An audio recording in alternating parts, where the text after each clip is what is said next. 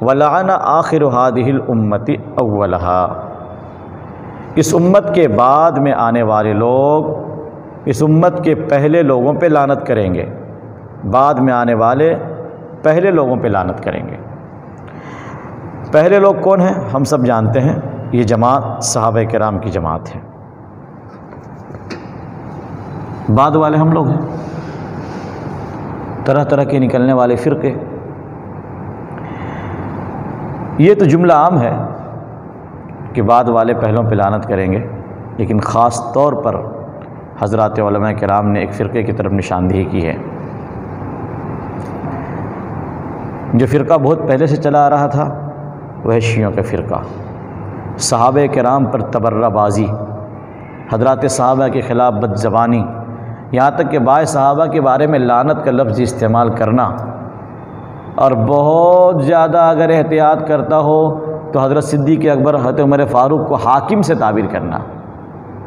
میں نے شیعہ علماء کی تقریریں سنی ہے، تب میں کہہ رہا ہوں کہ کئی تقاریر میں نے ان کے سنے۔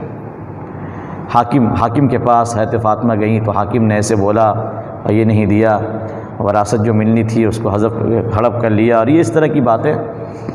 تو اس طرح کی بد زبانی یہ شیعوں کی طرف سے پائی جاتی ہے، اور شیعہ اس حصے کے مصداق ہیں سب سے پہلے۔ میں اس تفصیل میں نہیں جانا چاہتا کہ صحابہ کرام کے فضائل کیا ہیں، اور اللہ کے رسول نے اپنی امت کو روکا ہے کہ خبردار حضرات صحابہ کی برائی کرنا، ان کی غلطیوں کو اچھالنا، میری امت قطعاً یہ کام نہ کرے۔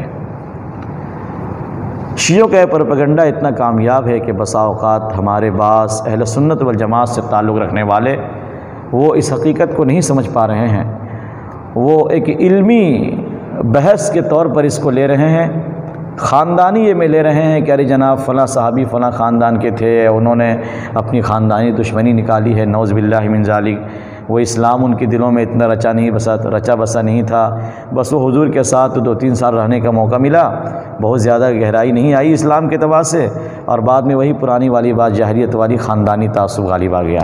اس طرح کی ایک سوچ ان کے ذہن میں پنپ رہی ہے، اور لوگوں کے سمجھانے کے باوجود اکابر علماء توجہ دلا رہے ہیں، مگر وہ چیز نہیں نکل پا رہی ہے۔ تو اہل سنت والجماعت سے تعلق رکھنے والے علماء جب یہ غلطیاں کریں گے تو شیعوں کو تو بہت موقع مل جائے گا۔ تو اس لیے حضرات صحابہ کے تعلق سے بالکل کوئی بھی بات نہیں برداشت کرنا چاہیے، کون کہہ رہا ہے، کون کس کا استاد ہے، کہاں کا استاد ہے، کہاں کا فارغ ہے، اس سے کچھ نیا دینا نہیں بھئی، صحابہ کرام کے خلاف یہ بد زبانی برداشت نہیں۔ دوسرا فرقہ جو یہاں پہ لایا جا سکتا ہے، اس صف میں جس کو کھڑا کیا جا سکتا ہے، آپ سمجھ لیں یہ وہ لوگ ہیں جو قرآن و حدیث کی باتیں تو کرتے ہیں، مگر حضرات ائمہ کے بارے میں بد زبانی کرنا،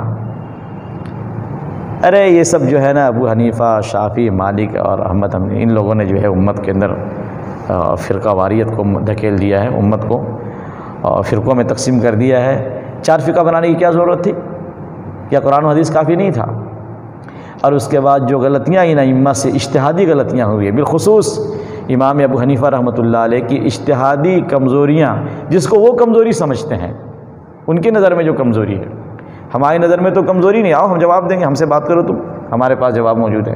اس طرح کی چیزوں کو لے کر اچھالتے ہیں، بظاہر جو ان کا اجتہادی مسئلہ قرآن و حدیث سے ٹکراتا ہوا نظر آتا ہے، جن میں سے بہت سو کے علماء حناف نے جواب بھی دے دیے ہیں، مگر یہ سننے کو تیار نہیں ہے۔ بھئی اس طرح سرسری طور پر اگر دین کو سمجھ کر کیچڑ اچھالا جائے گا تو پھر تو قرآن کی آیتیں آپس میں ٹکرا جائے گی، کیا کریں گے آپ؟ قرآن کے بارے میں کیا فیصلہ ہوگا آپ کا؟ اس کو رد کر دیا جائے، نعوذ باللہ من ذالک، چھوڑ دیا جائے۔ اب میں کہتا ہوں ایسے لوگوں سے کہ ائمہ میں اختلاف ہوا ہی کیوں؟ اس لیے کہ حدیثوں میں ان کو اختلاف ملا، کسی کے پاس یہ حدیث پہنچی، کسی کے پاس یہ حدیث پہنچی، اور اگر دونوں حدیثیں پہنچی تو ظاہر بات ہے دونوں کو کیسے لے سکتے تھے؟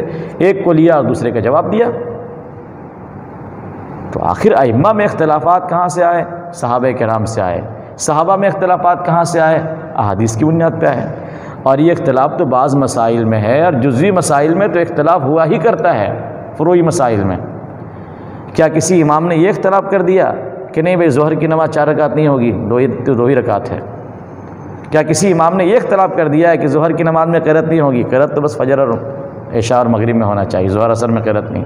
اس طرح کے اختلافات تو نہیں ہیں، اختلافات چھوٹے درجے کے اختلافات ہیں۔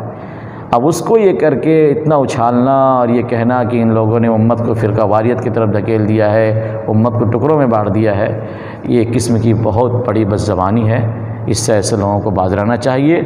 حضرات ائمہ کا احسان ماننا چاہیے کہ جو مسائل نہیں آئے تھے دنیا میں، جو بعد میں پیدا ہونے والے تھے، اللہ کی دی ہوئی صلاحیت کو استعمال کرتے ہوئے ان حضرات ائمہ نے ان مسائل کو بھی امت کے سامنے رکھ دیا کہ بعد میں چل کر ایسے مسائل پیش آنے والے ہیں، حل پہلے دیکھ لو کیا ہے اس کا۔ اسی کا نام اجتہاد ہے، اور جو اجتہاد کا انکار کرتا ہے وہ ایک نمبر کا بالکل 100% والا جاہل ہے۔ وہ اس کو وہ حدیث یاد رکھنی چاہیے کہ حضرت معاذ کو یمن بھیجتے ہیں آپ، اور جب پوچھتے ہیں فیصلہ کس سے کرو گے معاذ؟ فرمایا قرآن سے کروں گا، اور قرآن میں نہ ملے تو بولا آپ کی سنت سے، حدیث سے کروں گا۔ آپ نے فرمایا حدیث میں نہ ملے تو فرمایا میں اجتہاد کروں گا، اللہ کی دی ہوئی صلاحیت کو استعمال کروں گا، اور قرآن و حدیث سے اس مسئلے کو نکالنے کی کوشش کروں گا۔ آپ اتنے خوش ہوئے کہ آپ نے حضرت معاذ کے سینے پہ ہاتھ مارا، یوں تھپکی دی اور فرمایا الحمدللہ الذی وفق رسول اللہ لما یرضی رسول اللہ۔ تمام تعریفیں اس اللہ کی جس نے اپنے نبی کے قاصد کو اس بات کی توفیق عطا فرمائی جس کو اس کا نبی پسند کرتا ہے۔ اشتہاد کے بغیر تو گاڑی نہیں چلنی۔ اور آپ جو کہتے رہتے ہیں کہ اسلام پورے قیامت تک کے لیے آیا ہے دین بن کر، یہ تو جب ہی ہوگا جب کہ اشتہاد کا دروازہ کھلا رکھا جائے۔ اس کو اگر بند کر دیا گیا تو پھر قیامت تک کے لیے دین نہیں بن سکتا۔ نئے مسائل کا حل کہاں سے لائیں گے آپ؟ اس لیے ائمہ کے خلاف بد زبانی کرنے والے اپنے آپ کو روکے، کہیں وہ اس حدیث کا مصداق نہ ہو جائیں وہ۔